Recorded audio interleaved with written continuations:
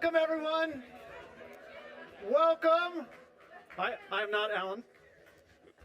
I'm so excited to have everybody here today. My name is Peter Wanders. I'm the president and CEO of Anderson Ranch. And on behalf of our board chair, Sue Hostetler, the board, the staff, we are just so excited to have you here on campus. And we're going to have a really fantastic summer ahead of us. Many of you remember a year ago, a little bit different. I was actually sitting in this room with all the doors and windows closed in front of a computer screen alone, trying to be as cheery and excited about introducing the first of last year's series into a Zoom call. So it's super great to be here with you. With all the doors and windows open, one of the things that happened during COVID is we really took time to figure out what our strengths were and what our weaknesses were. Obviously, this campus is a strength. And obviously, a weakness is when we have to close all the doors, all the windows, all the blinds, so you can see a great screen. So Reggie Smith and his wife stepped forward and helped us upgrade our technology. Our new screen looks better with the doors open than the old one. But I'll say that's one example as you walk around campus of ways that we really looked and took the time last year to find ways to be better. We kept open, we kept delivering workshops. They were small, but we did it, and we're really, really proud of the campus and the foundation we stand on as we look toward next year. A few quick notes before we get started. Lee Smith is our National Council Chair. There's a lot of National Council in the room. You guys really make what we do possible here at the ranch, so thank you for your support. Can I get a clap for that? If anyone is interested in getting involved with that, I'm the only one with a goofy hat besides Alan.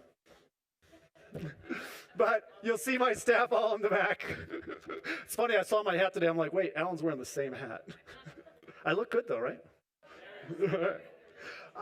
If you have not signed up for our week recognition event weeks next week, it is going to be incredible. It's a whole new way for the ranch to look at how we celebrate our featured artist of the summer, which is Simone Lee. We're having a jazz concert with Liz Wright in this room on Thursday night.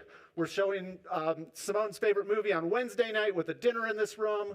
The event's on campus. It's open air. It is going to be really fun. So if you're not signed up yet, let us know quickly. We got a few spots left. But it is really, we're super, super excited to welcome everybody to campus. And it's a really interesting group of people that are here along with Simone. So you won't want to miss that. A few quick notes about what makes this series itself possible. One is the lifetime support of Toby Devin Lewis, who many of you know. For those of you who know Toby, what she did building artists, identifying artists and building artists' careers through the Progressive Collection over the years, just a real testament and a perfect fit for a series like that, that really helps us showcase artists. A perfect balance to that support going on now on campus.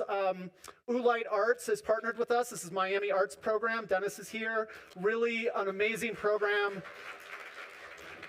In the same spirit of what Toby was doing, Dennis is really finding with his organization really promising artists in Miami. He brings them up to stay on campus here for 5 or 6 weeks every spring, and they really get to build work. It has been a great connection, and again, way to identify and really build artists' careers that we're super proud of. Coldwell Banker is our sponsor throughout the year. They sponsor the National Council receptions that take place before this and give us some financial support. So I really want to thank Coldwell Banker. And I want to thank Helen. Thank you for being here, Helen. We're super excited. Helen is the curator in residence here at the ranch. She curates the great speakers we get to hear all summer long. So Helen, I'm going to pass to you, let you introduce and lead our conversation. Thank you. Awesome, Peter. Thank you so much. I've never seen you in a cowboy hat.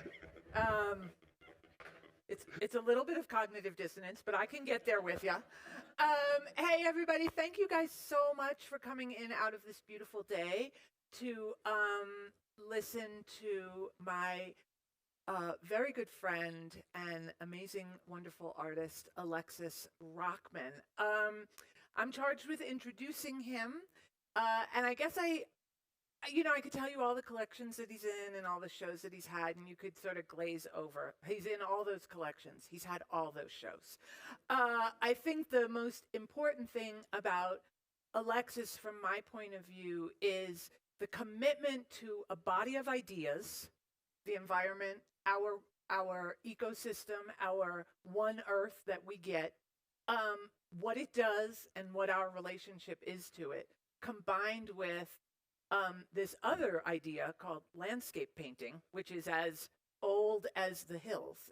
From the minute people with thumbs and their big brains could make marks on walls, they made images of what surrounded them. They made images of animals. They made images of the land. So Alexis is partaking, in the one hand, in this really long tradition of art from its origin, and on the other hand, from the intense contemporaneity of our situation on the earth. And so I love this about his work, and he's been doing it for almost or over 30 years now.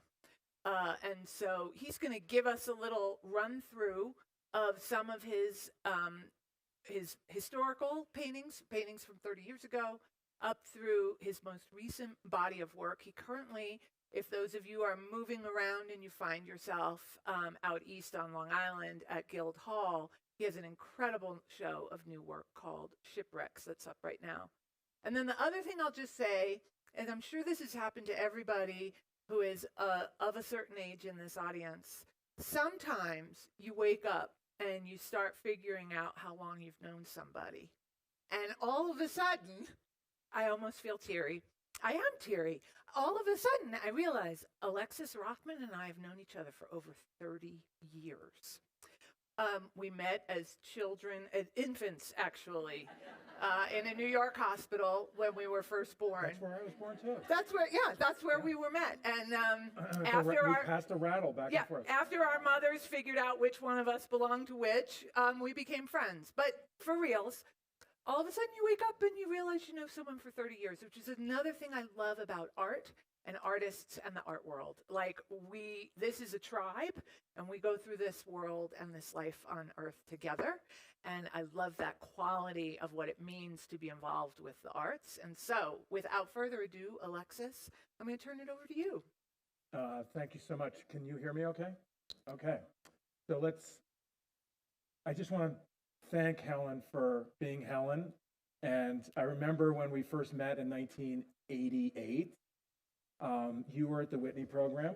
I was. And we had many mutual friends. And I deliberately didn't go to the Whitney program because I was afraid that my fragile take on the world and what I wanted to do with painting would be snuffed out like a roach under a boot. You were right. And I wanted to be with the smart kids. So I got the reading list from you and Mark Dion and Josh Decter. Oh, wow. And read all the books so that I could keep up with you guys, who I knew were the smartest kids in the art world. So it's so great that we're all still friends. We've managed to survive the ups and downs of being in the art world. And so I just want to thank you for inviting us. Dorothy, my wife, is in the audience, who I've known not quite as long as you, but well, I've known her as long, but that's a different story. You'll see some pictures. So anyway, without further ado, I'll see if this thing works. There's my very happy colors. I got the right date. So the reason I'm showing this painting is that Helen included this painting in a show called The Unmaking of Nature. The very first show I ever curated. I was 21. At the Whitney Museum of Art. And it was, I think, my favorite and best painting up to that point, and certainly one of my favorite paintings I've ever made. And if you can't see it, it's one of those things that I had an 8x10 transparency scanned recently for this. Those are tiny ants that are eating a morpho butterfly. And one of my big thrills of my career, besides being here, is that Stephen Jay Gould wrote a lot about this, the great evolutionary biologist and land snail specialist, who was one of my heroes when I first started my career, who ended up writing about my work for a couple of monographs on me, wrote a really interesting essay about this painting that I learned a lot about when I read it, because I'd like to say I meant it all, but that's the great thing about art. People bring their expertise to it. And so anyway, and I never got to see the show because I was in Europe during the show. I totally remember standing and laughing with you at the opening. That's a I swear to God, it was one of the biggest disappointments. I had to be in Barcelona and Czechoslovakia and with Mark in Paris. So anyway, I'm sorry I missed the show, but I love it. I just looked at the catalog. Anyway, I think he's wrong. I think you were at the I hope I'm wrong. We all have our competing memories. All right, keep going. All right. Keep going.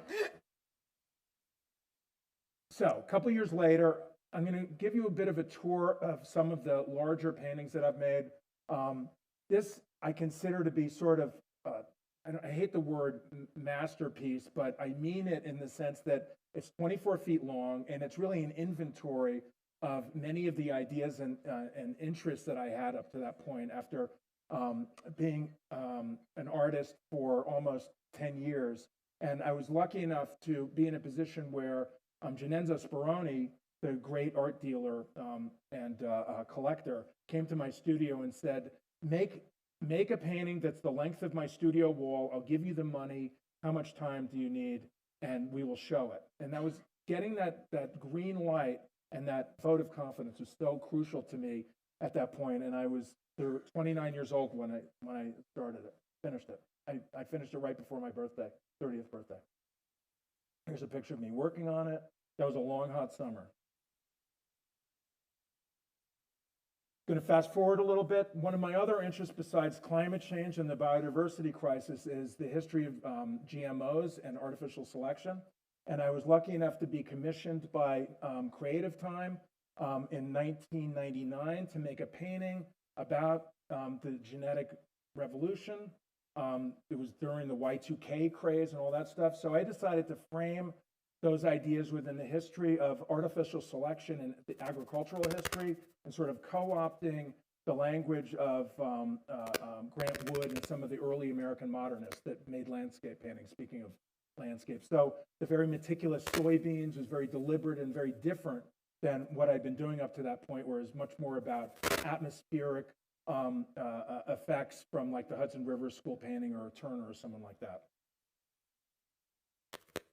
A couple years later, I understood early enough in the mid-90s that climate change was going to be a serious issue.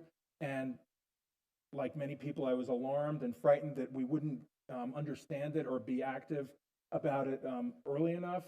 Unfortunately, still waiting for things to happen on this, and I think time is running out. I made this painting imagining Brooklyn after 82 feet of sea level rise, and I worked with the Goddard Institute and James Hansen and Cynthia Rosenzweig at Columbia, who were super helpful to try to make the most credible version of what climate change and the implications might do to this planet and a place that we all know and love.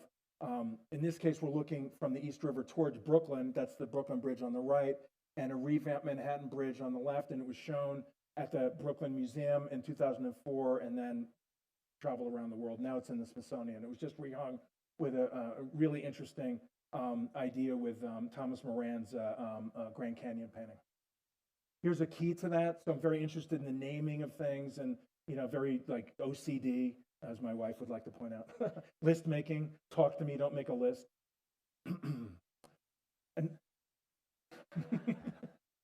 have a conversation, use words.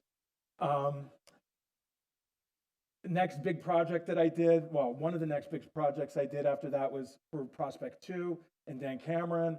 And he asked me to make a painting for the New Orleans Prospect 2. So I decided I was going to make a painting about invasive species in the American South fighting the endemic American species like the bald eagle and the black bear and the alligator gar and things like the xenopus and tilapia, reticulated python, and all sorts of other things that have been brought here either accidentally or through the pet trade.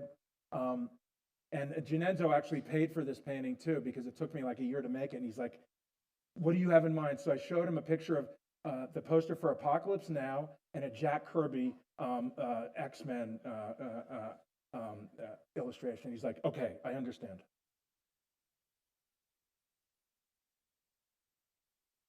One of the next projects that I did was about the Great Lakes. It was called the Great Lakes Cycle that started in Grand Rapids and went to 6 museums around the Great Lakes. And I made 5 paintings that were 7 by 14 feet. And in this case, Cascade is about the exploitation of the Great Lakes as a resource. This is not an individual lake.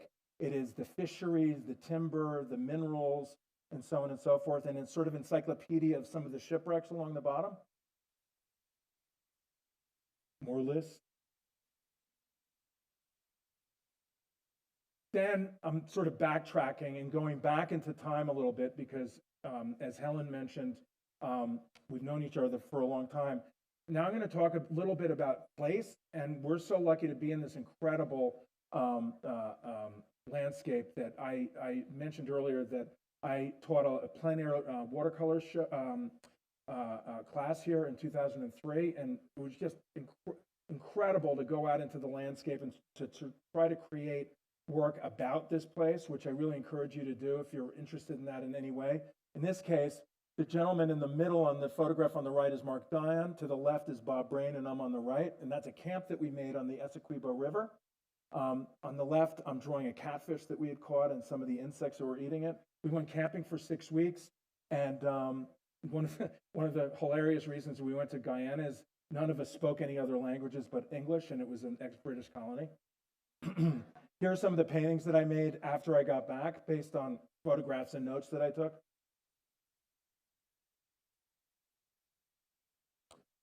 That was the beginning of my field drawing project, which is using organic material to create pictorial iconography, just using the material and making it about the place. One of the things I do want to mention is that Helen just wrote an amazing essay for my Works on Paper monograph that's coming out in the fall that's published by Damiani. So if you're interested in any of the, the story of the works that's really complete, I suggest that you check that out. There's Dorothy on the top. Dorothy and I traveled. Once I met Dorothy, I understood that you could also go and do these things and have a great time and be a romantic, right? Sometimes. Hopefully I'm getting better. So you're wondering on the left what's happening to that poor wallaby. That wallaby was dead. It's being set up for being dragged behind a pickup truck to attract Tasmanian devils in the middle of the night. We didn't do anything to hurt that animal. I don't believe in, see how much we love animals in the middle. So we were with someone who was showing us Tasmanian devils that are really hard to see. So his name was Jeff King. Unfortunately, he's dead.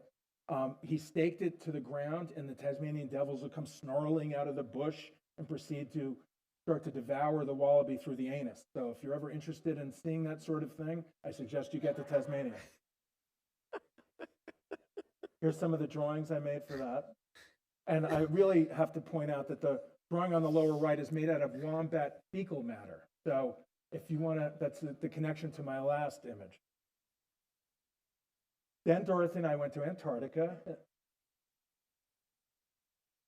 and we were lucky enough to be invited by Lindblad Expedition. So that's been one of the perks of making work about places that we love, that there are other people that love it and want that celebrated. The image on the right is a ship called the Endeavor that sank. Everyone was rescued, but that started my thinking about shipwrecks iconography, and Dorothy was the New York Times correspondent for that front page cover story around Thanksgiving of 2008. Here's some of the watercolors I made from that. You can see the little ship on the upper left. Here's a painting I made after I got back. Then we went to Madagascar. I know, I'm going to speed it up. This is for the Lemur Conservation Society. It was like an eco-death march. Sometimes when you say yes to these free trips, you really suffer because people have an agenda, right? So we look tired there. Wait till like 12 hours from now when we're up at 2 a.m, staggering down the mountain to make our next connection. That's where we stayed. It was fantastic. The Chinese were nibbling at our feet and illegally logging the whole mountain. I wonder if it's still there.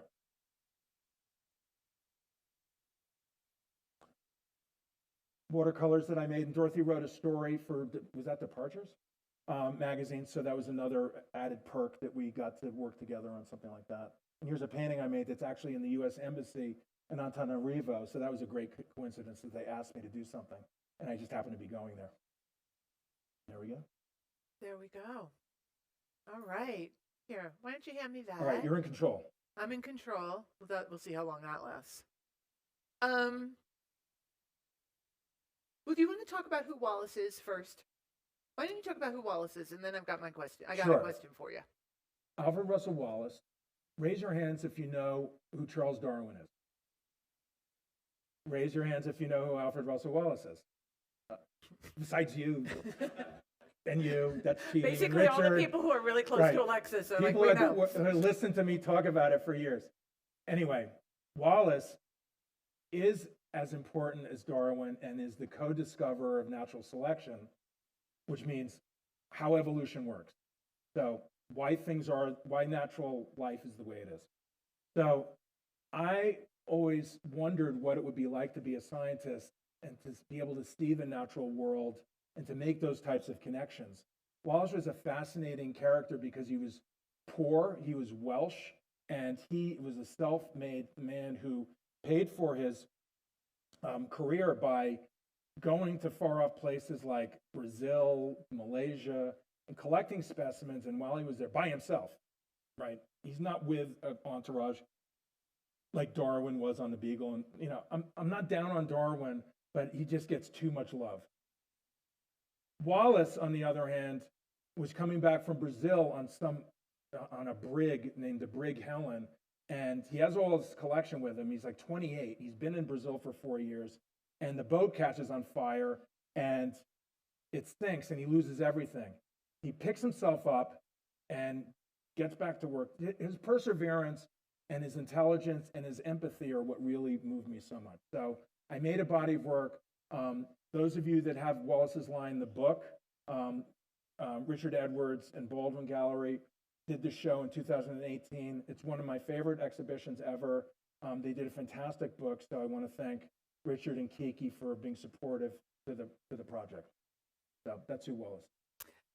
So one of the things I love about Alexis's work, one of the things I love about your work is that for me it moves in between, like even though you're concerned with the same set of ideas, the way the pictures feel can really change, right? So you can go from something kind of lush and enigmatic, where there's a narrative that's implied, versus something like this that seems like very heavily constructed, very carefully observed, Theatrical, right? yeah. And very sort of theatrical in its presentation. And so one of the questions I wanted to ask you is something I can't believe in all the time we've known each other I've never talked to you about, which is I know how much research you do, and you just showed us. Like, I know that you are out, like, literally in the field, taking pictures, making field drawings, almost behaving like an 18th and 19th century naturalist, going and engaging in your act of observation, and observation is the beginning of science. But what I've never asked you is, then what? How do you build a painting from the ground up? Like, so you're going out there, you're looking at all this stuff, but are there preparatory drawings? Are you working from photographs? Choose an image, and I'll tell you how I made it. Let's go. All right, so this is a moment in Wallace's life when it's a turning point. His older brother had just died, and he was about 14, and his older brother was about 18. And he's at the funeral, and he's listening to the service and becoming more and more disengaged and convinced that this is the answer, religion. And he wanders out into the cemetery and sees his brother's grave. Now, this is partially my construction, and it's a narrative conceit, but this is also based on a lot of reading about his life. Mm-hmm. And he sees a dead squirrel that is sort of a metaphor for his brother's life.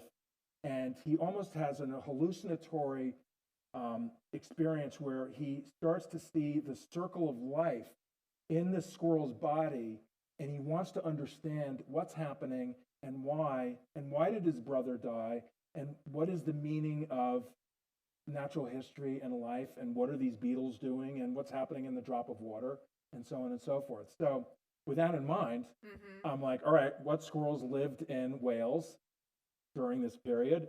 Then I'm like, all right, I have to look at Welsh churches. in that part of the world. And then I have to look at tombstones, and then I have to look at what type of lily would be possibly there, and so on. The And Beatles. are you doing this I'm online? doing it online. It's all okay, online. so you're doing this online. It's all right. armchair travel. The funny thing about Wallace is it's armchair time travel and it's armchair natural history travel. Never been to Malaysia. We've been to Brazil, and I've been to Guyana and other parts of South America, but I did not like go and retrace Right. the steps and blah, blah, blah. But This still, is- you're taking This is every, all internal, right. every So, part of the picture. You're looking up for Right. veracity. and then I thought, like, I want this to be almost like this vertiginous point of view of like, you're delirious, imply this sort of transcendental moment of these things coming together, and hopefully there's something of the light coming from the church, which is fate, and so on and so on. Very cinematic and theatrical. And then, so do you grid out the canvas? Do you make a preparatory I do drawing? a lot of Photoshop constructions for the architecture, and I start the paint. Now, here's the paradox of being a painter is if you start looking at the Photoshop or reference too much, and I used to use tracing paper, and my assistant is right now in our place in Connecticut looking after the cat and rearranging my flat files. I'm looking at tracing paper from the 90s, and I'm like, nothing's changed. Mhm. You have to sort of do all this stuff and then go, all right, I know nothing, and start over. And or else the painting's going to be terrible. It's going to be totally like uptight, and you need to sort of go, and that's like a rehearsal. And we were talking a little bit about that at John's, John and Barbara Lee's last night. Like, where does playing basketball or improvisation come in? You have to sort of like, I've done my rehearsal, and now I have to go do it. And whatever the paint doesn't listen to you. Right. If you're doing it right, you better like get out of its way, because it's going to do something you've never seen before, and that's the point of doing it. So can I ask you then can we do a little compare and contrast? Because I'm an art historian and I love compare and contrast. Please. So I understand from what you just said how you built that picture, Right. but how did you build this picture? Well, Because that this is is really different that than is that picture. right. This is a sort of, I was going through I'm using color field painting as landscape. I did a project for about 2 years. This is the last painting I did using that strategy, where I took a Morris Louis painting and thought, this is about the sublime, but it also has a toxic subculture of the Industrial Revolution and the fabrication of, and many of these artists died. Eva Hess Absolutely. Yep. and Morris Louis died from their materials they used. And I thought, I'm going to use this iconography as a type of toxic sublime. So when we got back from Antarctica, I'm like, I looked at this shape, and I can't remember which Morris Louis it was. And I'm like, if I turn that blue, it looks like a glacier. And then I'm like, the Gen 2 penguins that are on the top are the most vulnerable. They're losing ice because of climate change. So they're in the most trouble. So I was taking these two things and putting them together. Mm. And are you doing the same kind of building in Photoshop, or at this moment are you like, I'm actually gonna I sort of got pour paint? yeah, and it was all done. engage All in that pouring paint was done in an afternoon. Just like Morris Louis. I prepared the surface, this sort of neutral gray, and then I'm like, you just have to do it and get out of the way. And that painting's pretty big. So, Right. and then I carefully thought about how to make the penguins create this sort of bizarre, sort of paradoxical landscape where it's obviously paint, but it's also, Right. that sort of weird trompe l'oeil that's also a no-no in modernism, which thrills me no end. More disgraced iconography. I've always loved how contrary you are about modernism. One of the things I love most about Love it you. and hate it. Yeah. Hate it and love it. All right. So shipwrecks. So this is a new body of work. In some ways, Brand new. it really carries through, though, a lot of the ideas from the older work. And one of the things that I know about you and that I want to share with you guys about Alexis is Alexis, like many New York City kids, Alexis kind of grew up in the American Museum of Natural History on the Upper West Side of New York. We got brought to the museum once a year for field visits from school. On rainy days, your parents would bring you there. Then you went to camp there. Like it was just like that place was like for us. And that's the realm of the diorama, right? And so like I think like your imaginary was really profoundly formed by these dioramas.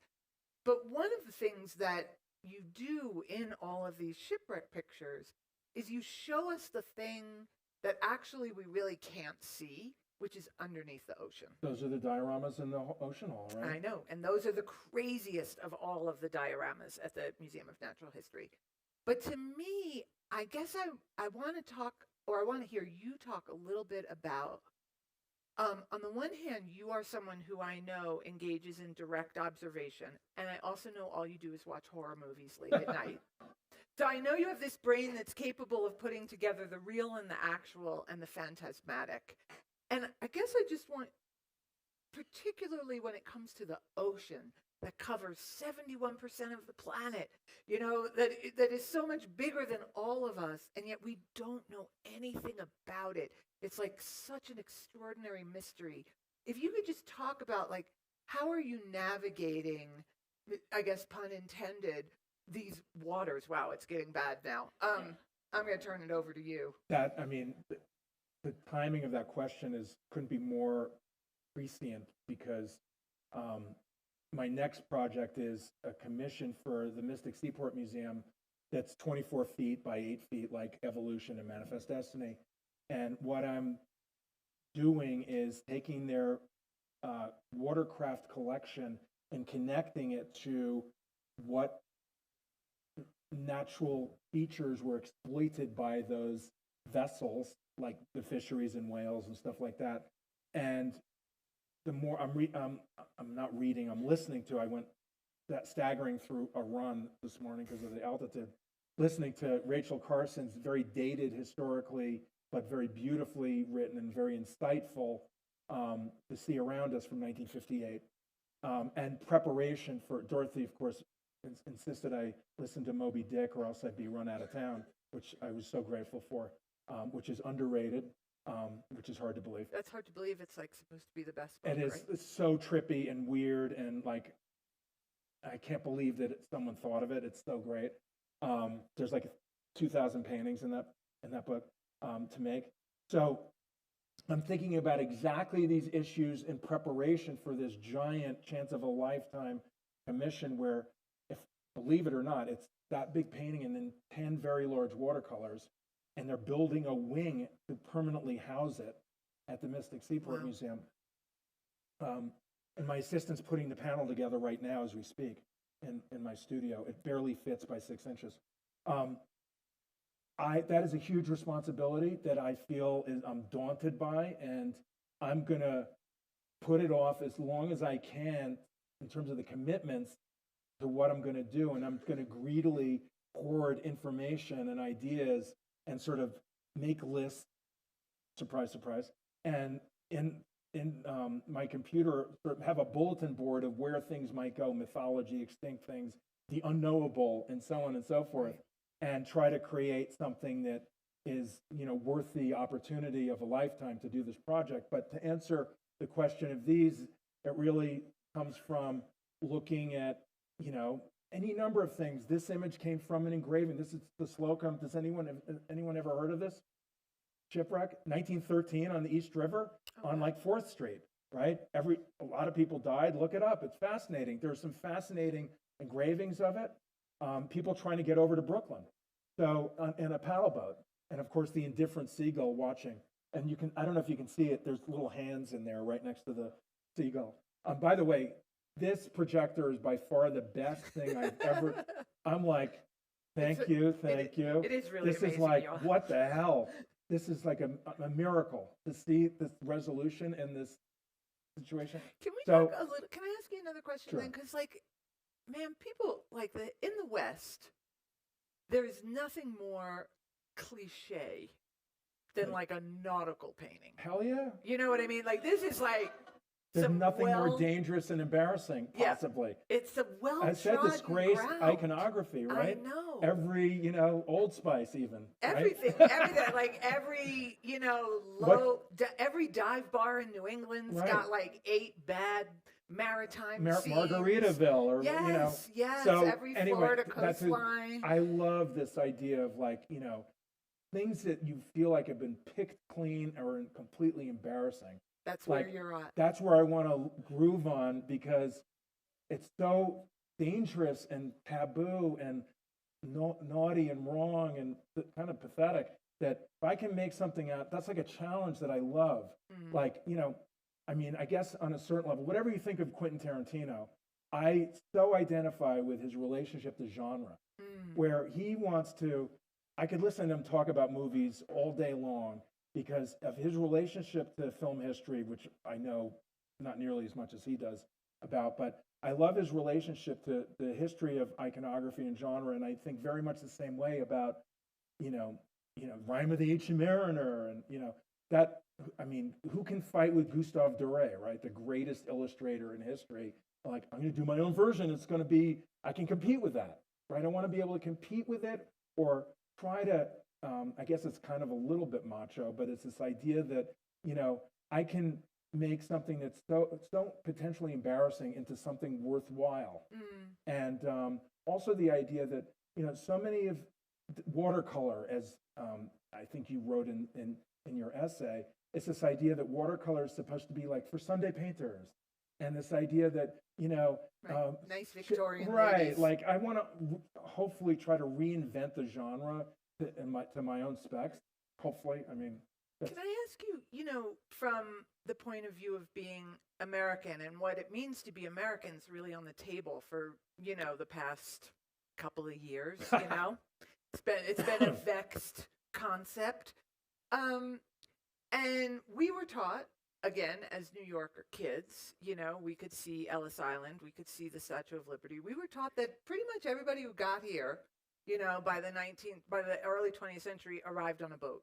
Absolutely. Right. And, that is, and the distance between the old country and the new country was this ocean that protected us.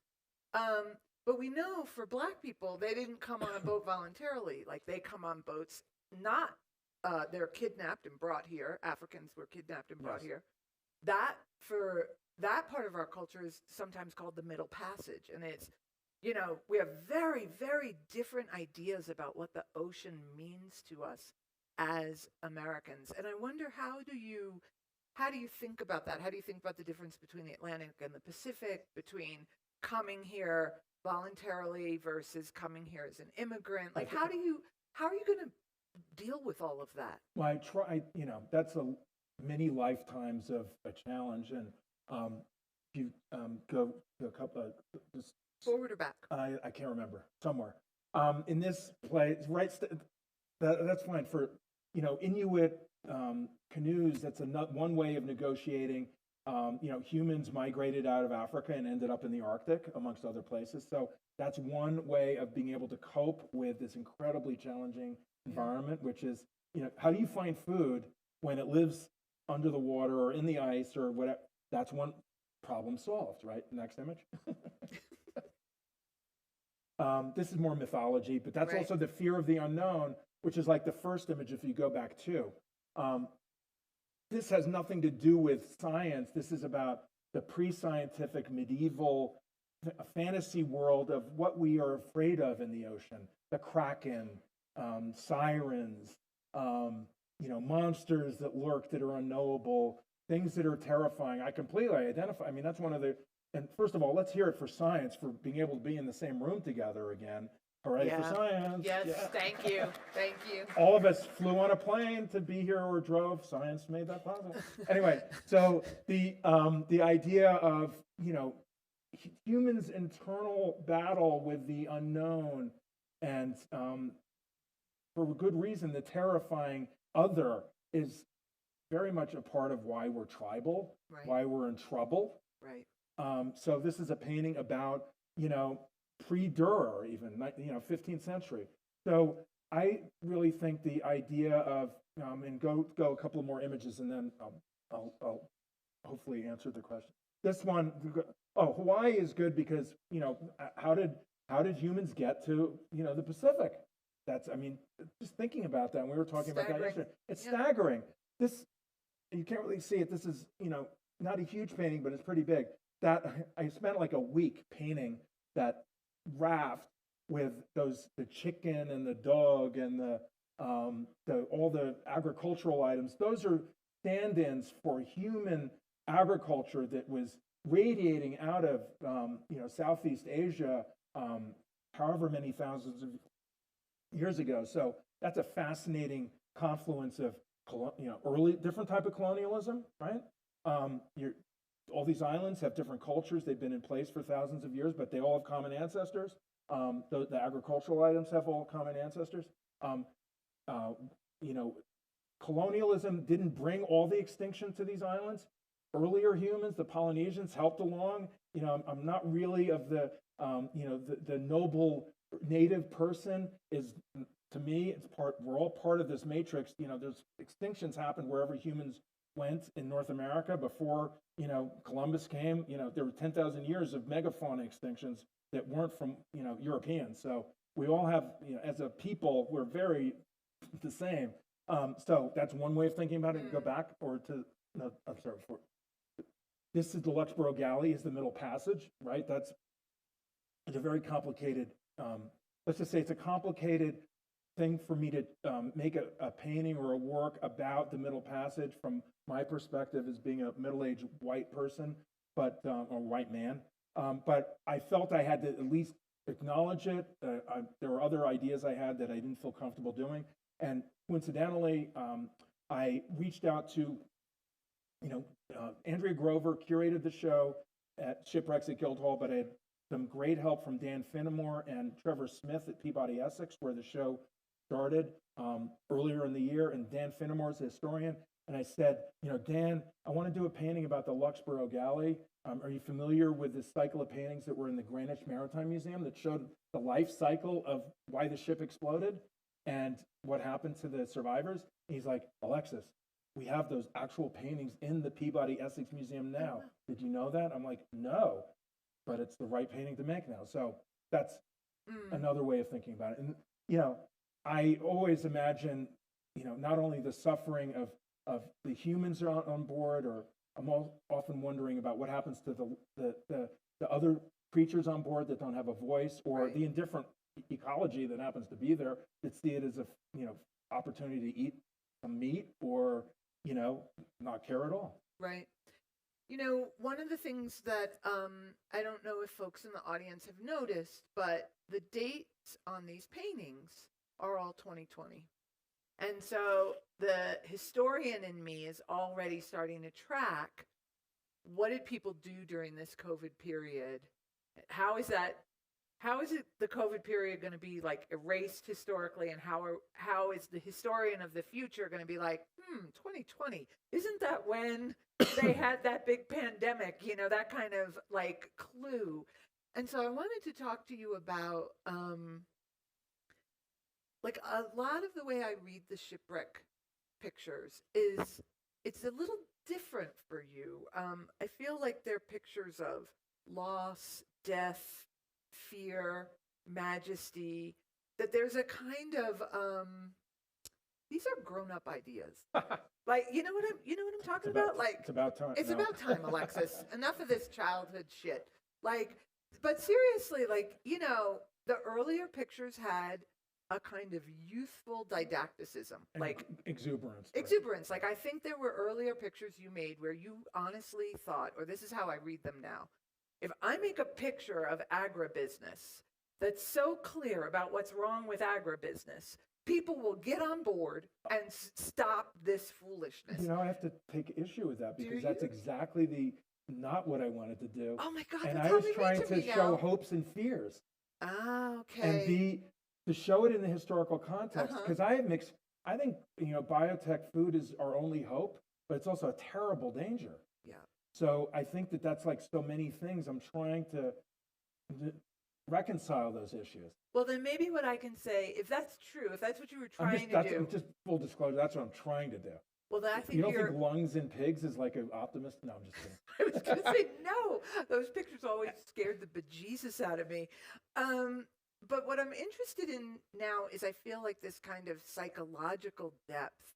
And I guess my question in some like ham-fisted way is, how much of the COVID experience of thinking about what this kind of virus means in terms of climate change, what it means in terms of our own fears and anxieties about death or being together. Like, how much of that was at play? How much of it were you conscious of, or or were you just doing your thing and you weren't thinking about it?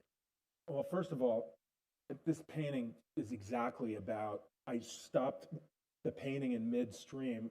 Originally, Dorothy had suggested, as I was doing Shipwreck, she read about Andreas Vesalius, the great Netherlandish anatomist who had a career in Italy, and you see those figures at the top are based on his engravings in the 16th century. I was going to make a portrait of him. He died in a shipwreck. And I was making a portrait of him, and I'd sort of half finished this painting, and then I was in my studio on Franklin Street. We'd just gotten back from the Galapagos, where we were on our honeymoon, in February of 2020.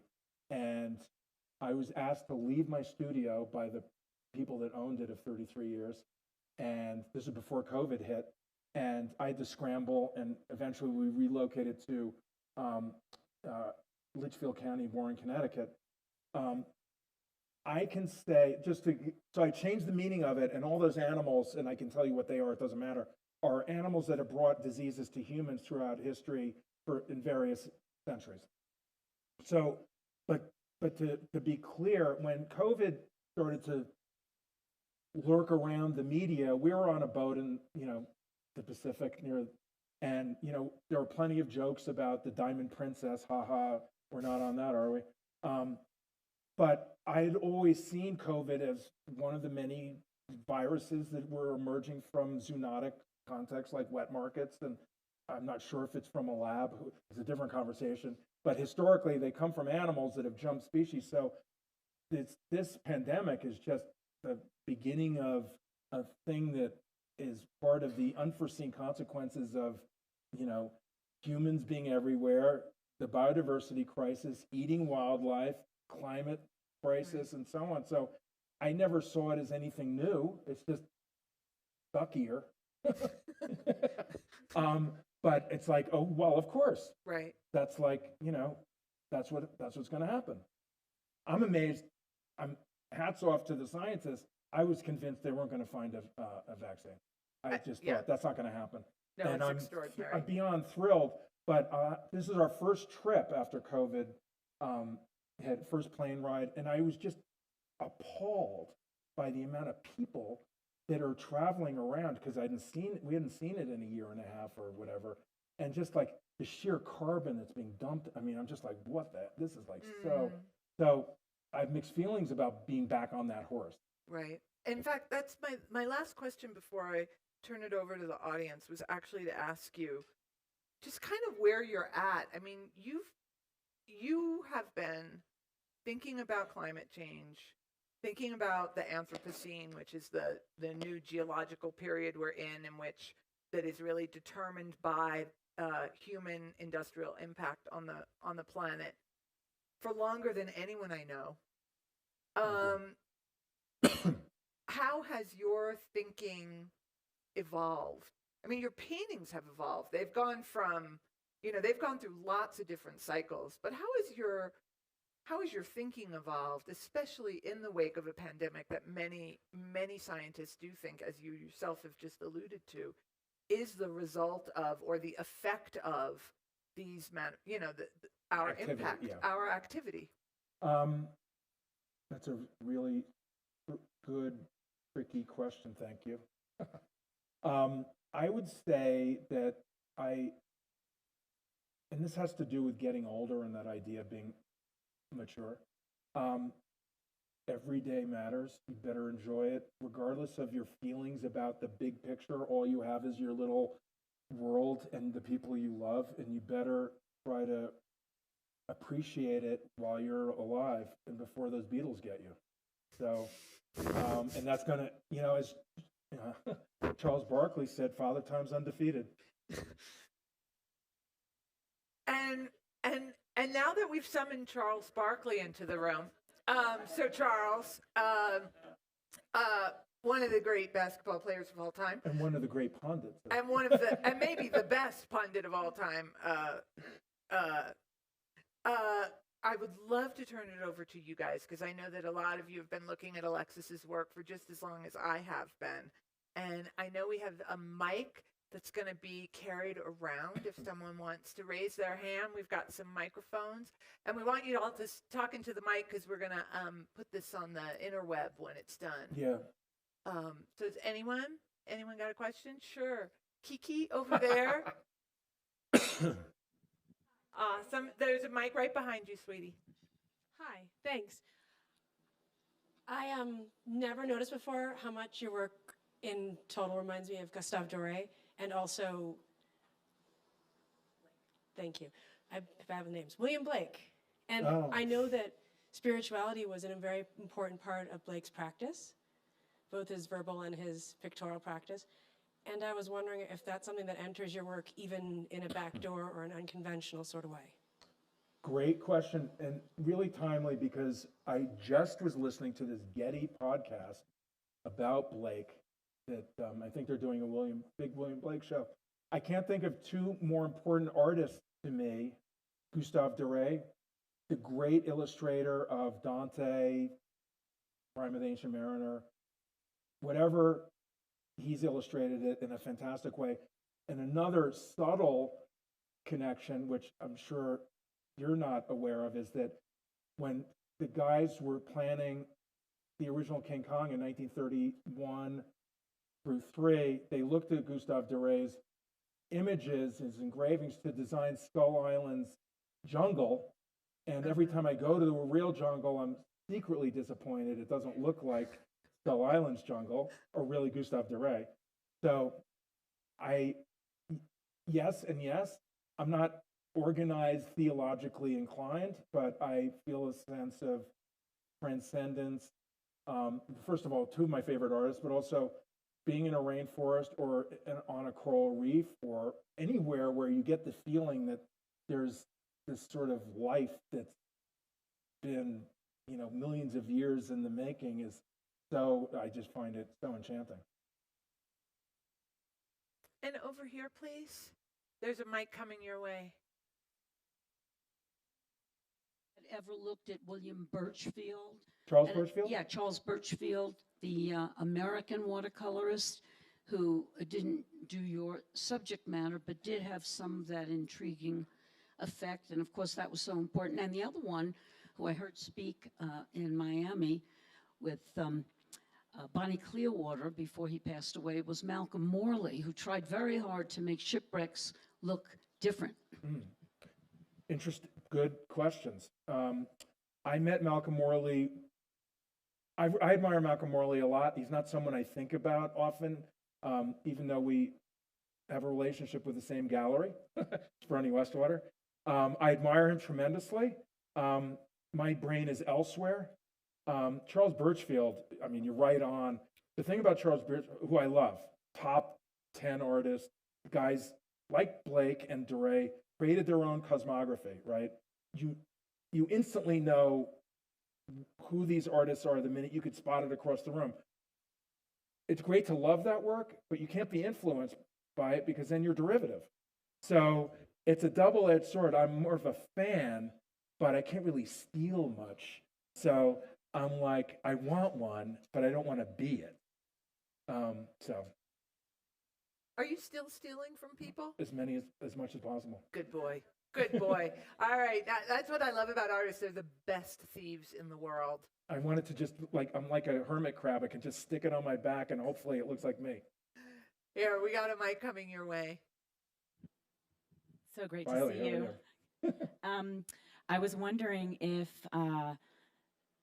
you painted about the future in the sense of what happens to species if your imagination goes there, because this reminds me so much of James Cameron, the filmmaker, and he was obsessed with rusticles for all the research he did on Titanic, and then with all of his futuristic animations. I'm just curious. I feel like I should know the answer to this question, but I don't. I think that's well, first of all, I think James Cameron, I have mixed feelings about James Cameron. I think he's a masterful storyteller, and I just showed my assistant Terminator 2 he had never seen it before, and that is come with me if you want to live. One of the great lines ever. So I think The Abyss is a great story. I think iconographically it's kind of lame and Close Encounters-ish. I think Avatar, I could never sit through it again. Don't make me. When I was working on Life of Pi, I saw an early screening with Ang Lee, and I sat next to him. And I can't believe I had the nerve to say this, like, Ang, we're going to blow the shit out of the water. And he was like, oh, really? I'm like, I didn't know what I was talking about, because he had like, a quarter of the budget to make Life of Pi. And, but I think James Cameron is fascinating, brilliant, true artist, and he's been able to get films made that are very personal, and I'm totally behind Avatar's message. I just find that I can't sit through things with a tail that are blue, that are Last of the Mohicans again. Don't put this on YouTube. So I'm just telling you that but I'm amazed at he's a techno geek who pushes the envelope of visual effects. I mean, I can't wait to see what he does with Avatar 2, 3, 4, and 5. Technically, I don't know if I want to sit through it 10 times. Maybe it'll, like Terminator is a masterpiece, and so is Aliens. So I want him to go back to the sort of the grit of that world and have his, I want my cake and eat it too. One of the things I love about Alexis's work is the way he can move from like Charles Birchfield to James Cameron, and like there's kind of no hierarchical distinction there. I mean, It's all the same. You really do, like, it's all a level playing field in the service of the work. Does anyone else have a question from the audience before we could talk all afternoon. before we wrap up? Because we're not going to talk all afternoon. Anyone? Alexis, I want to thank you so much for coming to Aspen. I want to thank you for being my friend for so long. But really, mostly, I want to thank you for consistently making such fantastic work. So thank you, guys. See you next week. Thank you.